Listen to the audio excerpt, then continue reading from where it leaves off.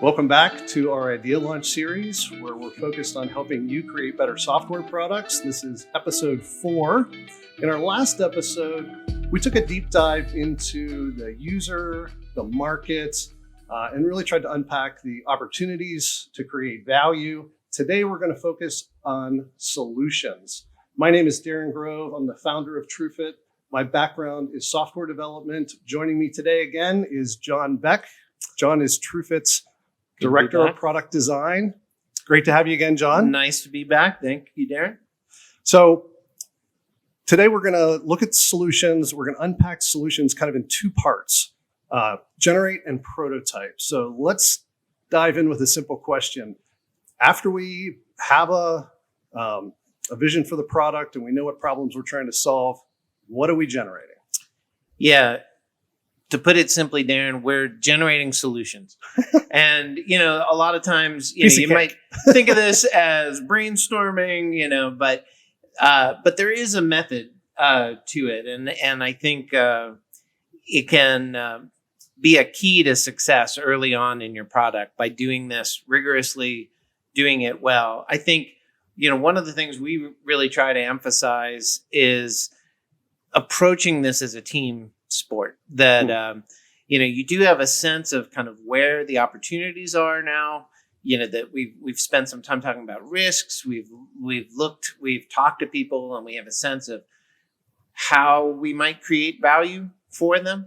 The key is to get your team to now start to tackle generating solutions together from their different perspectives. So to have not just your designers, but have your product owner and your engineers and your architect and your QA people coming together to generate solutions.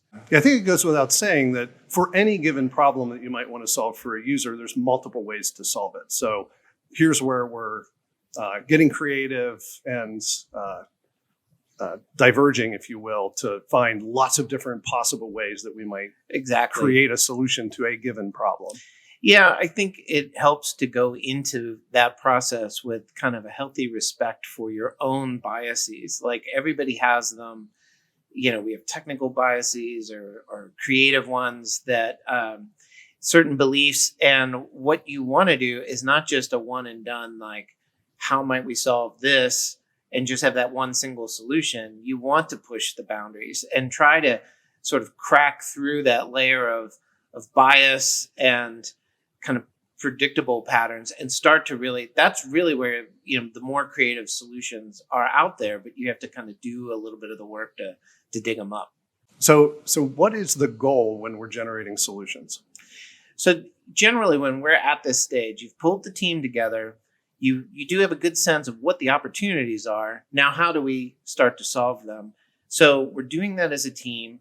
This is our opportunity to really get creative. And there are going to be some obvious kind of low-hanging fruit solutions, but you want to kind of push through that a bit and start to use some process here to get the team to sort of bring great ideas forward. That's one thing that we really emphasize here at TrueFit, is that good ideas can come from anywhere.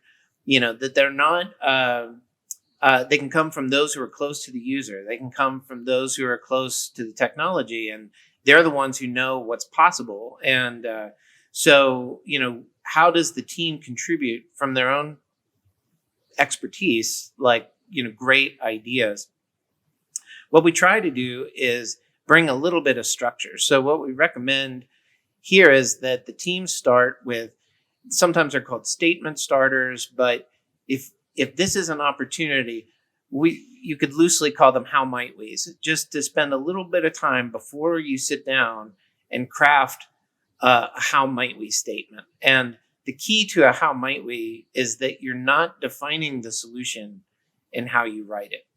So when we talk about these processes today, just to give a little bit of an example that we could use, for example, we work on a lot of systems that might tie together multiple pieces. Like, let's say like a therapy kind of solution or a platform where you have a doctor and you have a therapist, you have maybe an admin, and then you have a patient, and a system that ties that all together. So early on, we might have how might we's that are how might we reduce the effort that a therapist goes through to sign up and create patient accounts, or how might we make it easy for the admin to document what the patient is doing for insurance submissions. So you're trying to write the how might we in a way that isn't defining the solution, and then let the team chew on. Generally, we try to identify 2 or 3 solutions, not just the first one that seems the most obvious. And that's really helpful. It's hard, Darrin. It definitely, you run into walls. Software, there's so many different dynamics. Maybe it's the data, maybe it's the technology, maybe it's the constraints of like regulations or certain business rules that you have to work around. So sometimes we find it helpful to think about analogous experiences. That's another good trick that we use sometimes, of how might this work more like going to a fine restaurant? Or how might this work like purchasing movie tickets or purchasing an airline ticket? When that's a good experience, how might we apply those things to this space? And it just kind of helps shake up the thinking in the team and can generate some pretty creative and often valuable solutions. So we've done a design studio. There's a bunch of ideas. There's a bunch of how might we's. What's next? This is, like we said, it's an exciting time. It's now you've got all these stickies, you've got sketches, and everybody's starting to see it. And I love that period in a project. It's been so abstract up to this point. And now it's like the ship is starting to emerge from the fog a little bit. And you can start to see it, and it could be tangible. But now you have to kind of sift through as a team. Not all ideas are equal. And you kind of know that going in. You've thrown out maybe some really practical ideas and some wild ideas. Yeah, some wild, crazy ideas. Hopefully you have some of those. So we start to, as a team, prioritize those ideas. And the key here is if you've seen any of our earlier podcasts where we're talking about kind of risk and outcome, it's important for the team to come back and say, how well will this idea or this potential solution impact the outcome that I'm trying to get to? So after that kind of discussion, you start to see certain candidates will start to emerge. You can do that as a voting exercise or just an open collaborative discussion between the roles on the team, but certain candidates will start to come forward as the best way to generate this outcome, like whatever it is that we've identified up front as being super critical to the success of this product. Which solutions start to emerge? So we're looking to connect it to the outcome. The next thing that we're often trying to do here is flesh out those most promising solutions enough that we can start to get a little bit under the hood and see how they would potentially work. So early on, this is where, a team might encounter kind of early information architecture questions, early kind of user flow and interaction questions. So we try to hit it at a pretty high level. Again, emphasizing going wide, testing alternative paths. How do we put a little meat on the bones, though? At TrueFit, we use a process called object-oriented UX. Tell me about that. That sounds interesting. Yeah, it's proven to be very helpful in aligning the team. What you're trying to do is identify kind of the objects in the experience that the user is going to encounter. So in my example, if I had a patient who is working with a therapist, and when that patient comes into the software that they are going to see things like a workout regimen or a calendar or information about their therapist or some documentation of their progress towards an insurance goal, some indicator of whether they're complying with the program or not. So we really do start by kind of modeling the real world, the objects in the real world with the solution and starting to marry that up. So it's very familiar. Yeah, it's helpful to just start to log, what are the objects that the user is encountering? What are the properties of those objects? And most important, what are the calls to action? Like what could, so I can create a profile, I can edit a profile, I can delete an account, I can remove or archive a patient. That starts to build a mental model of how the software might work. It's early, it's sketchy. We're usually working in stickies and, whiteboarding with lots of arrows and notes. But you start to build a kind of interaction model for how a user might flow through these tasks. What we're looking for is to build early use cases, to identify early use cases by role. Because in many cases, these systems are complex. You have multiple users. Sure. So we might have a website and a native mobile app, and there might be a device, and there may be a separate admin tool that, is on the web. But it's all being built from a common architecture and common data that we're using between them. So identify the objects, start to link together how you move through those or how you encounter that, but break it down by user. So, here's how a patient receives their first workout and knows what to do, or how they get guidance along the way, or what they can see after. So we start to just literally kind of write down the use cases, like a patient receives their device and sets it up in their home. A therapist logs in and sees the progress of all their patients at once and works to identify the problem cases. Or a surgeon, logs in less frequently, but wants to see overall how all the patients are doing towards reducing pain, recovering motion, or whatever the focus of the therapy is. So those use cases then become very helpful in setting up what we call user flows. So the user flows is just another layer of detail that we the team might say, let's start to frame out how the patient signs in, what do they see the first time that they sign in, where can they review their workout. We refer to those use cases and really start to really block it out. But what a user flow does is lets you now start to bring the data and the interaction with the software, and you're just kind of playing it out in a series of screens to some successful. So the user flows are really the first representation of screens, right, and how you might navigate them and what each screen, the purpose and of each screen might be. And, exactly. Okay. You start to see the templates that are common patterns. A lot of people talk about wireframes. Are user flows the same as wireframes, or what's the difference? Yeah. So a wireframe is a low fidelity representation of a screen. What you're focusing on is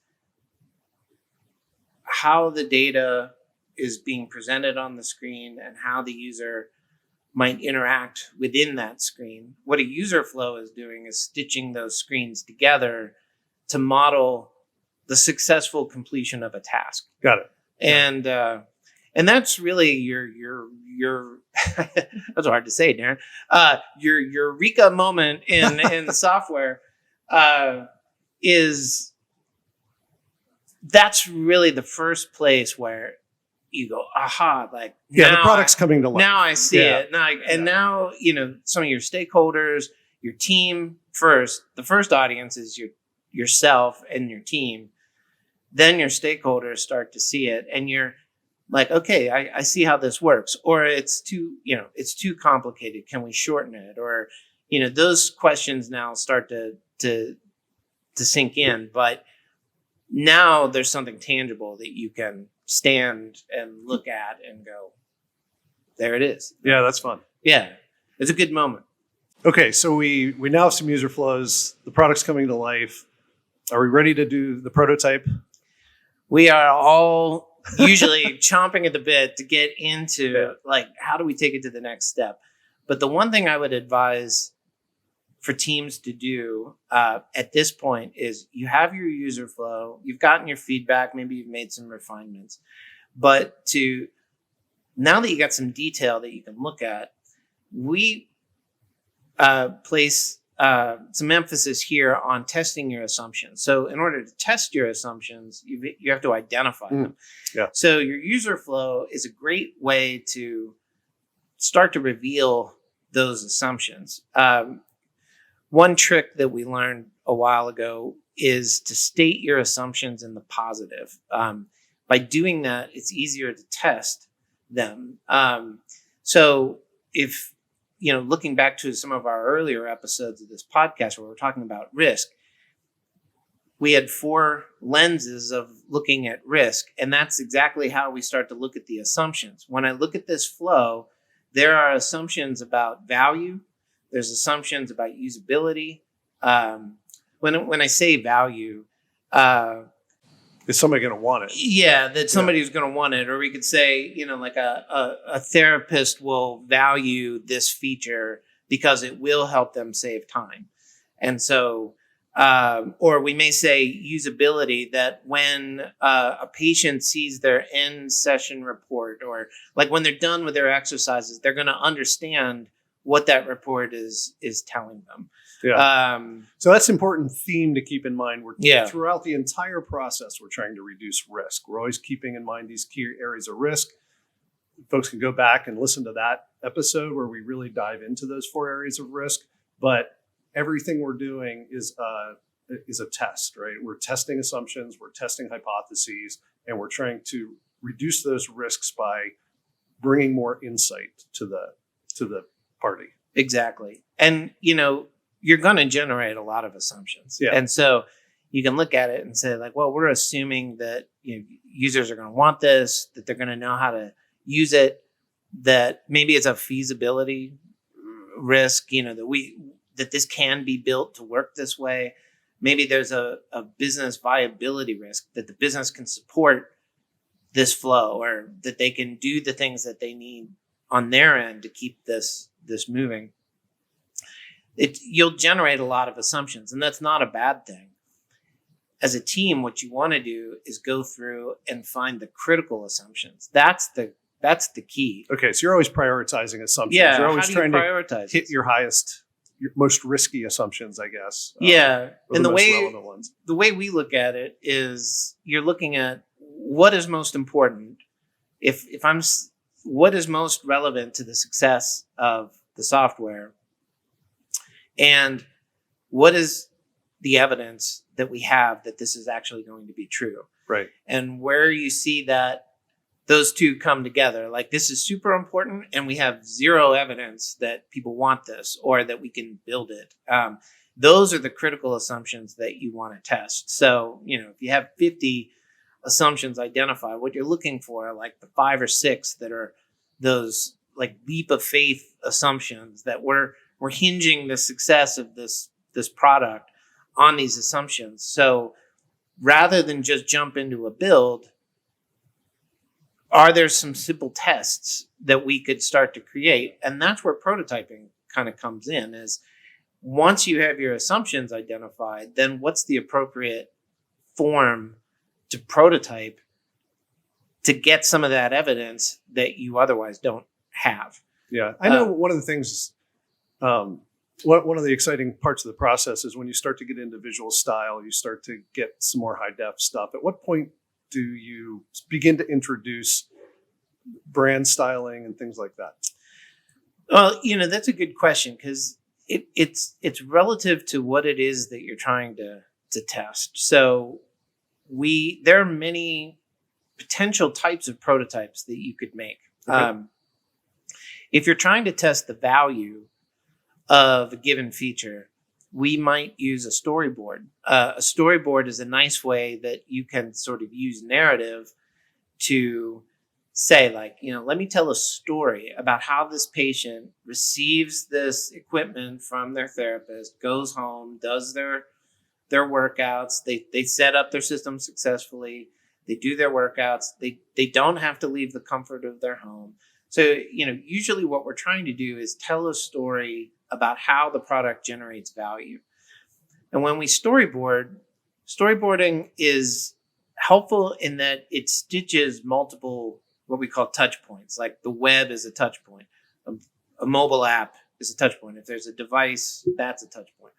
So you can quickly tell that story at a high level or variations of that story. And it gives you an early prototype that you could test with users and say, like, is, based off their response. And we have different methods for doing that. So we'll talk about that a little bit. Storyboards are higher level than user flows and screen design. Exactly. Right? Okay. Yeah, because we're really trying to test the value. Like, is this something that people would want? If you want to get under the hood a little bit and start to test usability, but remember that we haven't built any software yet. But there are simple tests that we can do sometimes just with wireframes. Typically, when we're making kind of wireframes are at that user flow level. We could test things about discoverability or navigation, or how might you get from here to your profile, or how might you complete this flow. We don't necessarily have to create a completely detailed, realistic click-through prototype that's fully interactive to test that. So, we keep coming back to, like, what's the fastest way that we can collect evidence to get in front of end users, get that feedback, and drive our strategy forward. Sometimes, though, to your point earlier, you do need to understand kind of how users are actually reacting at an emotional level to, the brand, the content, the look and feel, which means that in those cases, we're actually making what we would call a high fidelity prototype, where we're actually digging into early representations of the style, the look and feel of the product before it's built. And we want to put that in front of users and get a good sense of, like, does this really resonate with them? Are we hitting the right notes? Can they, we want to use realistic data and representations of content that really, are they going to respond in the ways that they hope to? So there are times where we need to make that higher fidelity prototype. So if I'm getting this right, the theme that I'm hearing is there's multiple ways to prototype. We're trying to do a prototype as quickly as possible, as small as possible, so that we can test our assumptions. Let's say you have a kind of a feasibility risk or something that's very technical. Yeah. What do you do with that? Yeah. So good point.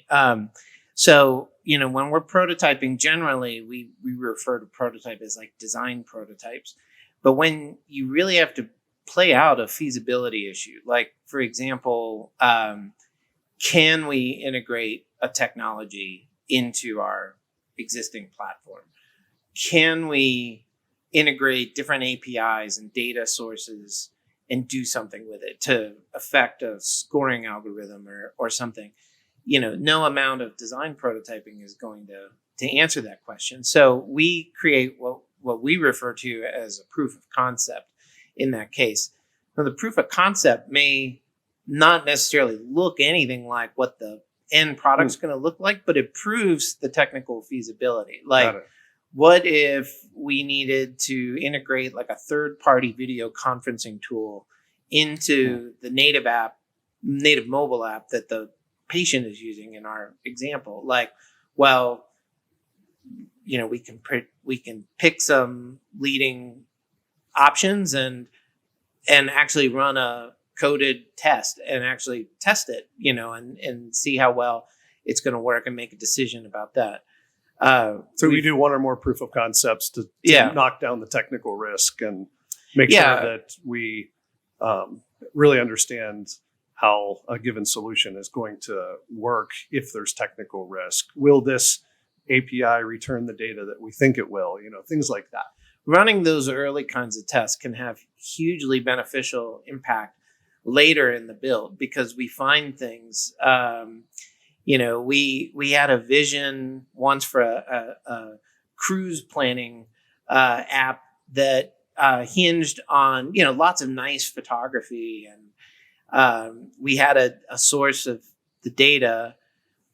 But until we ran that proof of concept, we learned that the photography that came, they had it, but it was all very small. Like it could only get up to like so big. And so that vision of having all this like automatic imagery that we could use in the mobile app had to be adjusted. It was that's the kind of thing you want to learn very early. And we were able to adjust kind of our design approach, for that. So those early proof of concept tests often proved to be extremely valuable in reducing risk or surprises later in the build. Yeah. And if you can hit them up front in a week or in a short period of time, just a little bit of deep dive effort within the engineers on the team, that can have a giant impact on the product down the line. So, well, this is an exciting conversation and an exciting point in product development, because now we have a prototype. That prototype can be used to do some early customer development and demos. And, we often see people using prototypes. We're using them to test and knock down risk, but they can also be, used in an investor pitch deck or things like that. So those prototypes are super useful. So this is a great spot. What are some key takeaways that you want everyone to get today? So I would say to anybody listening, approach generating ideas and solutions as a team. Good ideas can come from anyone. You really want to apply a little bit of rigor and structure to go wide. And this may be your only time to really, or at least the most opportune time to do that and go wide and test alternatives. Dig into the assumptions. Use that early thinking to reveal those kind of, sometimes the assumptions are really kind of hidden down in there, but to identify and prioritize the ones that are most critical to the success of the product, and let that drive your prototyping strategy of, if value is the most critical thing, then we may be able to just do this with a storyboard. But if there's deep technical feasibility risks and usability risks, we might have to get into a deeper dive with a full click-through, high-fidelity prototype and one or more coded proofs of concept. So the answer to scoping your prototypes is the type of assumption that you need to test. Yeah, that's really good. Yeah. Thanks a lot, John. This is super helpful. My pleasure. Thank you for joining us today. If you found this episode helpful, please subscribe and share it with somebody who might be working on a software product. If you have an idea for an interesting problem to solve, we'd love to hear about it, and we might feature it on an upcoming episode. So please reach out to us on the web at truefit.io and join us for our next episode, where we're going to go into the third phase of the discovery process, where we're going to really focus on validating our assumptions and aligning everybody around the game plan going forward. So we'll see you there.